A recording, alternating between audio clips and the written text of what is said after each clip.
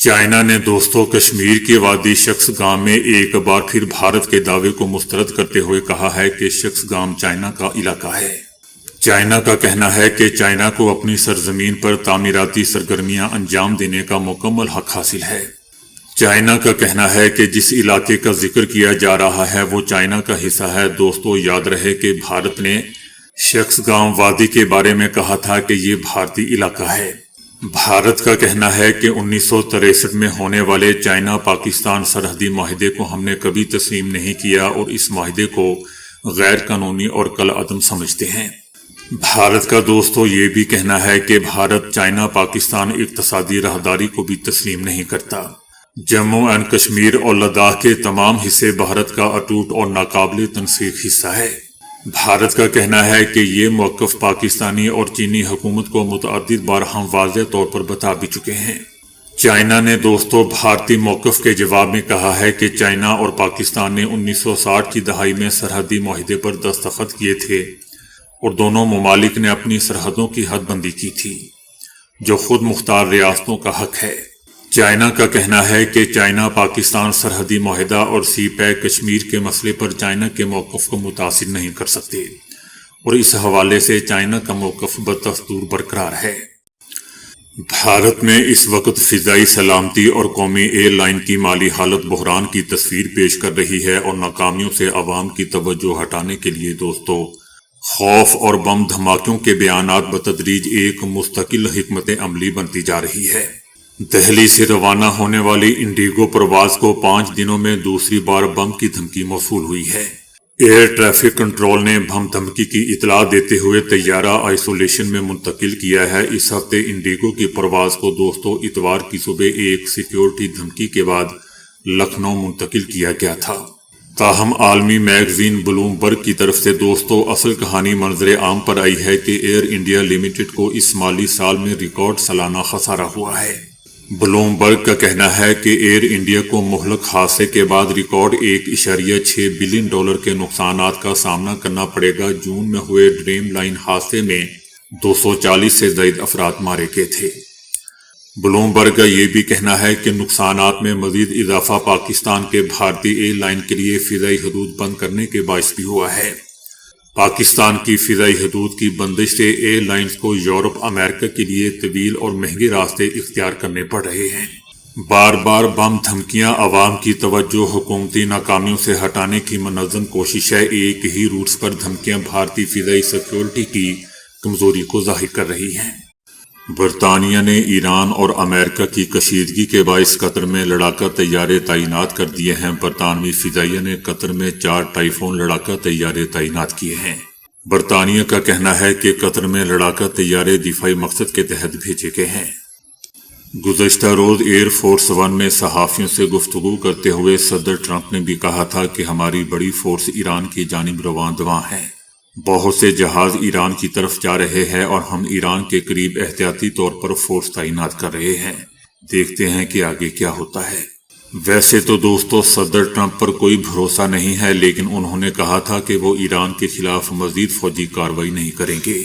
تاہم اگر ایران نے اپنا جوہری پروگرام دوبارہ شروع کیا تو امریکہ جواب دے گا۔ امریکہ نے نیٹو سے متعلق صدر ٹرمپ کے بیان پر برطانوی وزیر اعظم کی تنقید کو مسترد کر دیا ہے۔ برطانیہ کے وزیر اعظم نے افغانستان جنگ کے دوران نیٹو افواج کے بارے میں امریکی صدر ٹرمپ کے بیانات کی سخت مذمت کی تھی، جسے وائٹ ہاؤس نے دوستو مسترد کر دیا ہے۔ وائٹ ہاؤس کی جانب سے کہا گیا ہے کہ صدر ٹرمپ درست کہتے ہیں، نیٹو کے لیے امریکہ نے سب سے زیادہ قربانیاں دی۔ امریکہ نے نیٹو کے لیے دیگر تمام ممالک سے زیادہ کردار ادا کیا۔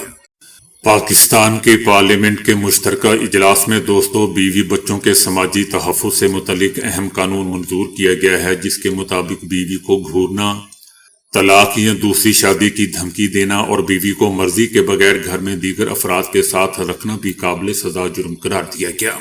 قانون میں بیوی بچوں یا گھر میں رہنے والے دیگر افراد کو گالی دینا، جذباتی یا نفسیاتی طور پر پریشان کرنا بھی جرم ہوگا اور اس جرم کے مرتکب افراد کو 3 سال تک کی سزا 1 لاکھ روپے تک کا جرمانہ بھی عائد کیا جائے گا۔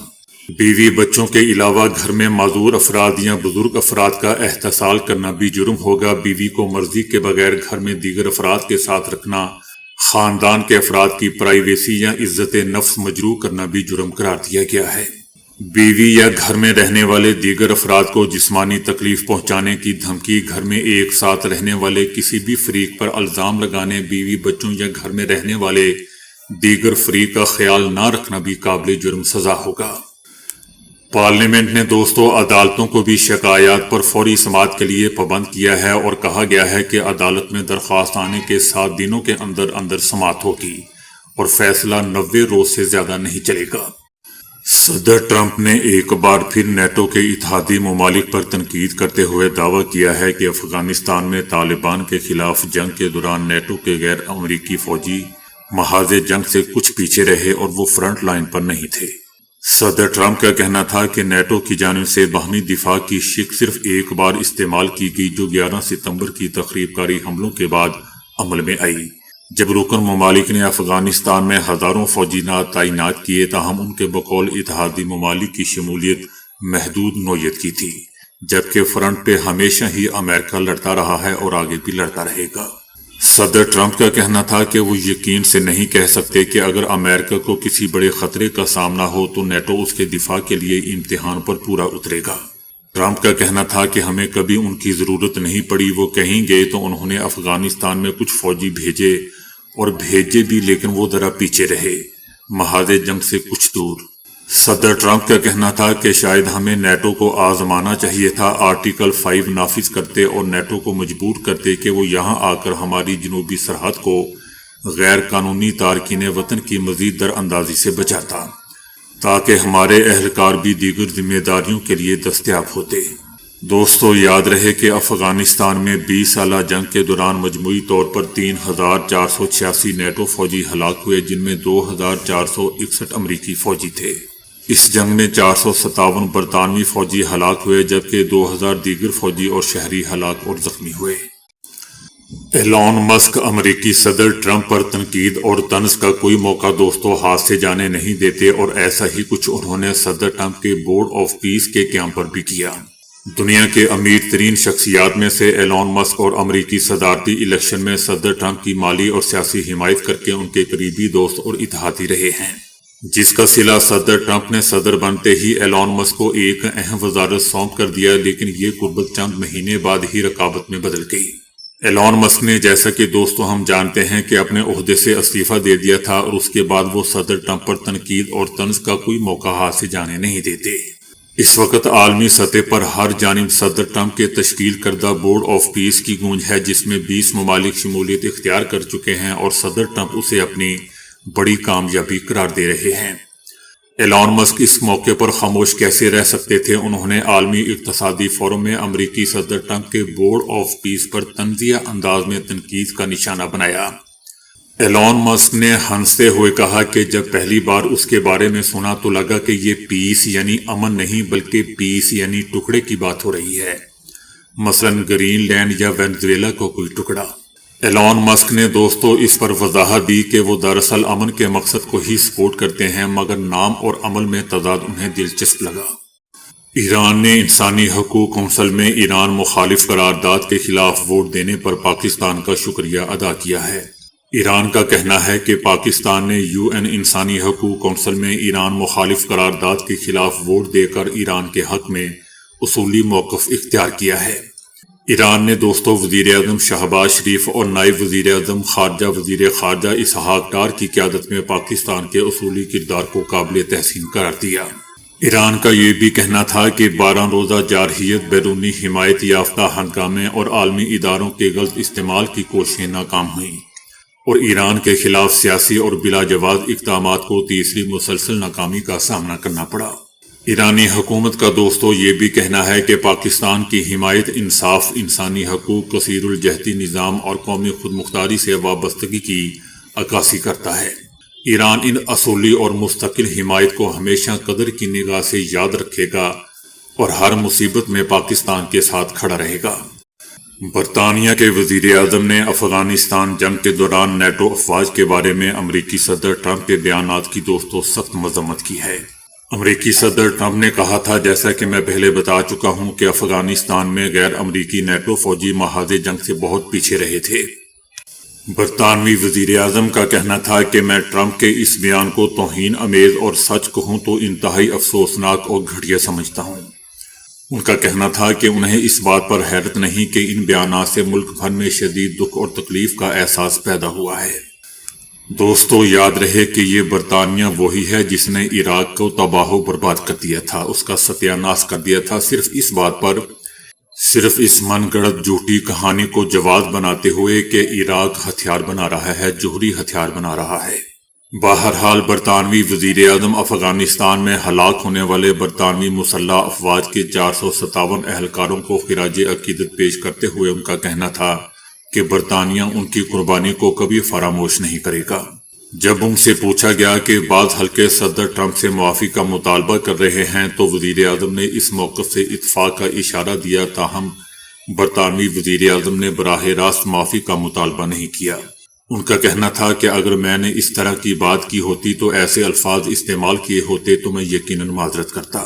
دوستو، یاد رہے کہ ایک انٹرویو میں صدر ٹرمپ نے کہا تھا کہ وہ یقین سے نہیں کہہ سکتے کہ اگر امریکہ کو کسی بڑے خطرے کا سامنا ہوا تو نیٹو اس کے دفاع کے لیے امتحان پر پورا اترے گا۔